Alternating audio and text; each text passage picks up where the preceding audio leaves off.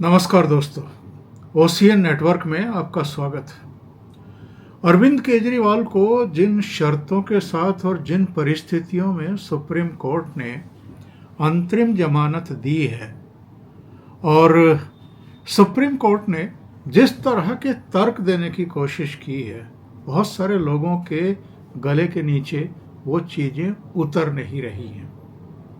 आप social media पर जाकर देखें तो लोगों का गुस्सा दिखाई देता है। और ईडी ने जो तर्क दिए थे सुप्रीम कोर्ट के सामने, उन तर्कों को भी जिस तरीके से दरकिनार किया गया है, उसको लेकर के तमाम तरह की चर्चाएं इधर शुरू हो चुकी हैं।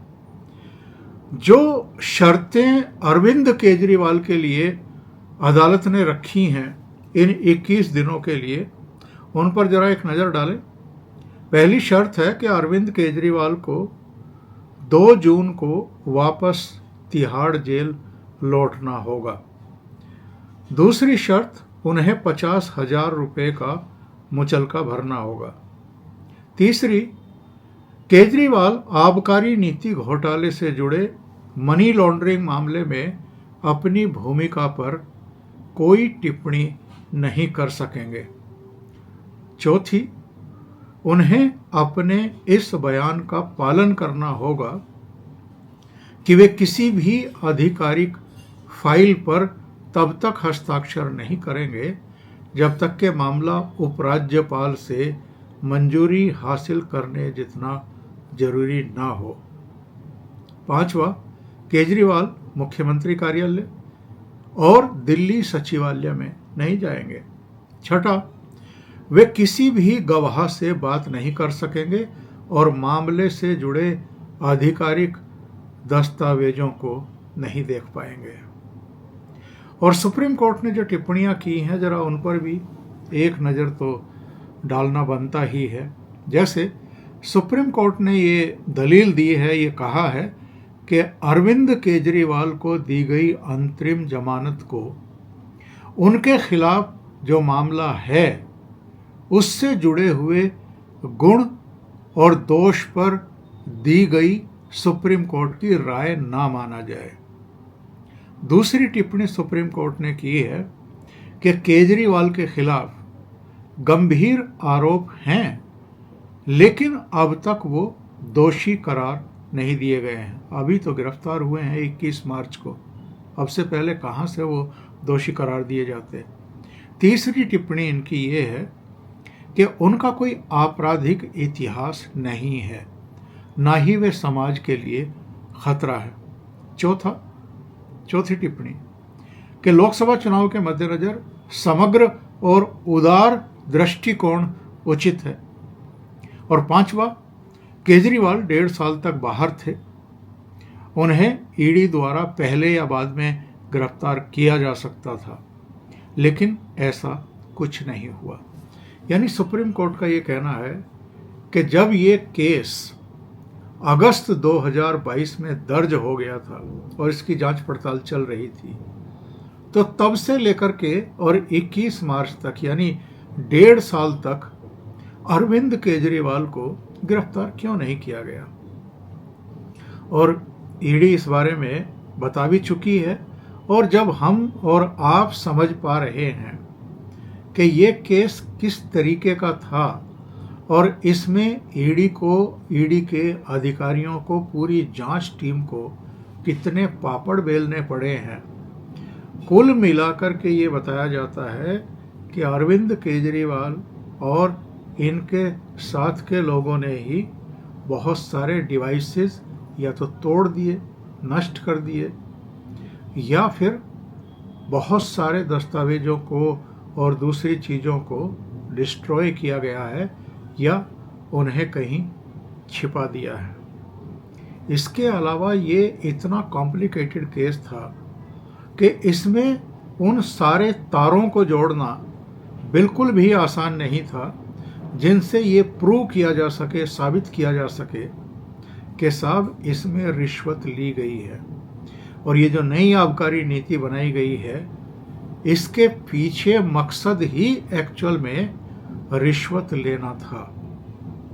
दूसरे बहुत सारे लोग जो हैं इस पर भी टीका टिप्पणी कर रहे हैं कि अपने हलफनामे में जब ईडी ने सुप्रीम कोर्ट से ये कहा कि जो अभी साक्षी की है उसकी जानकारी में अभी तक किसी भी राजनीतिक नेता को चुनाव प्रचार के लिए अंतरिम जमानत नहीं दी गई है।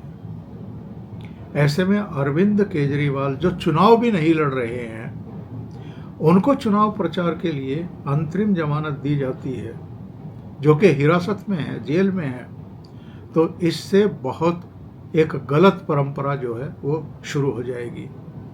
और जाहिर सी बात है, जब उम्मीदवार नहीं होने के बावजूद सिर्फ चुनाव प्रचार के लिए अरविंद केजरीवाल अंतरिम जमानत की मांग कर सकते हैं, तो ऐसे में तो बहुत सारे नेता हैं और उनमें कुछ उम्मीदवार भी हैं। ऐसे में अरविंद केजरीवाल की अंतरिम जमानत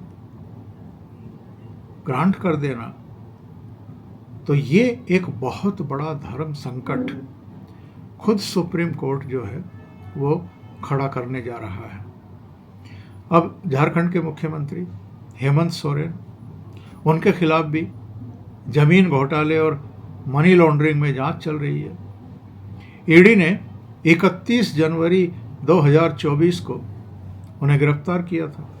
गिरफ्तारी से पहले उन्होंने मुख्यमंत्री का पद भी छोड़ दिया था, झारखंड के मुख्यमंत्री थे वो। 2 फरवरी को उन्होंने अपनी गिरफ्तारी को गलत बताते हुए हाई कोर्ट में याचिका दाखिल की थी और हाई कोर्ट ने उनकी याचिका खारिज कर दी। और अरविंद केजरीवाल भी तो सुप्रीम कोर्ट से पहले दिल्ली हाई कोर्ट गए थे। इन्होंने भी अपनी गिरफ्तारी को अवैध बताते हुए उसको चुनौती दी थी, लेकिन दिल्ली हाई कोर्ट ने भी इनकी याचिका खारिज कर दी थी। उसी के बाद ये सुप्रीम कोर्ट आए हैं। तो अरविंद केजरीवाल को अंतरिम जमानत का हवाला देकर के क्या अब हेमंत सोरेन, क्योंकि चुनाव तो वहाँ भी हो रहा है, झारखंड में भी लोकसभा का चुनाव तो पूरे देश में हो रहा है, तो क्या हेमंत सोरेन अब अदालत से नहीं कहेंगे कि आपने अगर चुनाव प्रचार के लिए अरविंद केजरीवाल को अंतरिम जमानत दे दी है तो मेरा भी हक बनता है। इसके अलावा मनीष सिसोदिया, जो इनके डिप्टी चीफ मिनिस्टर थे, अगर न्याय में समानता का ही सिद्धांत काम करता है तो वो भी तर्क दे सकते हैं आकर के कि साहब मुझे भी अंतरिम जमानत दीजिए, मुझे भी चुनाव प्रचार करना है।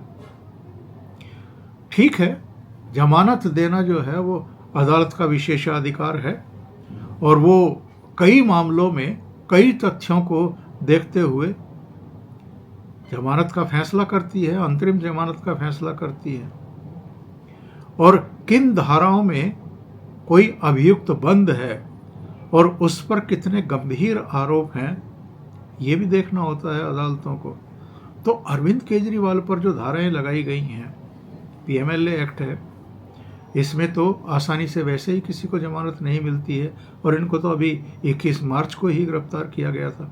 और क्यों गिरफ्तार किया गया था ये मैं अपने पहले वीडियो में बता भी चुका हूँ। इनको ईडी ने पहला सम्मन अक्टूबर 2023 के अंतिम सप्ताह में भेजा था, 2 या 3 नवंबर को उपस्थित होने के लिए। ये नहीं गए और केवल पहले समन पर ही नहीं गए, 9 समन तक इन्होंने वहां जाना गवारा नहीं किया और मामले को 16 मार्च तक खींच करके ले आए 2024।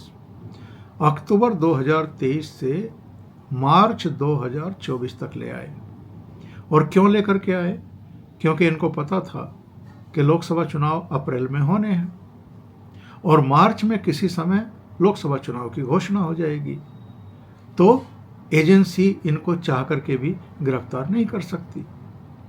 लेकिन लगातार जिस तरीके से ये इनके प्रवक्ता एजेंसी पर केंद्र सरकार का टूल होने या भारतीय जनता पार्टी की शाखा की तरह काम करने के आरोप लगा रहे थे, ऐसा लगता है कि एजेंसी ने इनको इसलिए भी गिरफ्तार किया और उसके पास पुख्ता दस्तावेज थे जो उसने हाई कोर्ट में भी पेश किए, जो उसने सुप्रीम कोर्ट में भी पेश किए हैं। तो बहुत सारे तथ्य हैं जिनसे सवाल खड़े होने लगे हैं कि क्या इनको जमानत दे करके, अंतरिम जमानत दे करके 21 दिन के लिए सुप्रीम कोर्ट ने एक बड़ा गलत स्टेप उठा लिया है। अब आगे उसकी सिरदर्दी बढ़ने जा रही है, हाई कोर्ट्स की सिरदर्दी बढ़ने जा रही है। इसलिए मैं कह रहा हूं कि जो तर्क दिए थे ईडी ने अपने हलफनामे में, उसका कहना ये था कि पिछले 5 साल में साहब देश में 123 चुनाव हुए हैं, और यदि चुनाव प्रचार के उद्देश्य से अंतरिम जमानत वैधानिक है तो किसी भी राजनेता को आगे से गिरफ्तारी नहीं किया जा सकेगा, क्योंकि देश में हर चौथे, 5वें महीने, 6ठे महीने कई राज्यों में चुनाव होते ही रहते हैं। ठीक है, लोकसभा चुनाव तो 5 साल में एक बार हो रहा है, पर किसी ना किसी राज्य में हर चौथे, 5वें, 6ठे महीने कोई ना कोई चुनाव होता रहता है। तो ऐसे में बहुत सारे लोग कहेंगे कि हमें तो चुनाव लड़ना है, लड़वाना है, या चुनाव का प्रचार करना है, तो उनको आप कैसे गिरफ्तार करेंगे? और ईडी ने यह भी तर्क दिया था कि संघीय ढांचे में हर चुनाव महत्वपूर्ण है, किसी को कम या अधिक महत्वपूर्ण नहीं कहा जा सकता कि भाई ये लोकसभा का चुनाव तो 5 साल में एक बार आता है इसलिए ये महत्वपूर्ण है, और जो विधानसभाओं के चुनाव होते हैं वो भी तो 5 साल में ही आते हैं एक बार, तो वो भी उतने ही महत्वपूर्ण है। और एजेंसी ने यह भी तर्क दिया था कि अगर चुनाव प्रचार के लिए अंतरिम जमानत दी जाती है तो ये एक ऐसी मिसाल कायम करेगा जो सभी बेईमान राजनेताओं को अपराध करने और फिर चुनाव की आड़ में जांच से बचने की अनुमति प्रदान कर देगा। और ईडी ने कहा कि एक राजनेता एक सामान्य नागरिक से विशेष दर्जे का दावा नहीं कर सकता। समन से बचने के लिए केजरीवाल ने 5 राज्यों में विधानसभा चुनाव का यही तो बहाना बनाया था। और ये सारे बिंदु हैं जिन पर सोशल मीडिया में बहुत गर्मा गर्म बहस चल रही है, और लोग अब ये सवाल खड़े कर रहे हैं कि साहब जो प्रधानमंत्री नरेंद्र मोदी ने कहा है अपने चुनाव प्रचार के दौरान भी, और जो इंटरव्यूज़ वगैरह दिए हैं उसमें भी, कि साहब तीसरी बार देश की कमान संभालने के बाद हम बड़े फैसले लेंगे। तो लोगों का सुझाव है कि भाई न्यायिक सुधार की तरफ आप सबसे पहले कदम उठाइए, वरना ये चीज़ें जारी रहेंगी और इन पर अंकुश नहीं लग पाएगा। अभी के लिए इतना ही। बहुत बहुत धन्यवाद। अगर आपको ये चैनल और इसके कंटेंट पसंद आ रहे हैं तो लाइक करें, कमेंट करें, वीडियो को शेयर भी करें। अभी तक अगर आपने ये चैनल सब्सक्राइब नहीं किया है तो सब्सक्राइब कर लें, और साथ में लगे बेल आइकॉन को दबा दें ताकि आगे आने वाले वीडियो और उनके नोटिफिकेशन आप तक पहुंचते रहें। बहुत बहुत धन्यवाद। नमस्कार।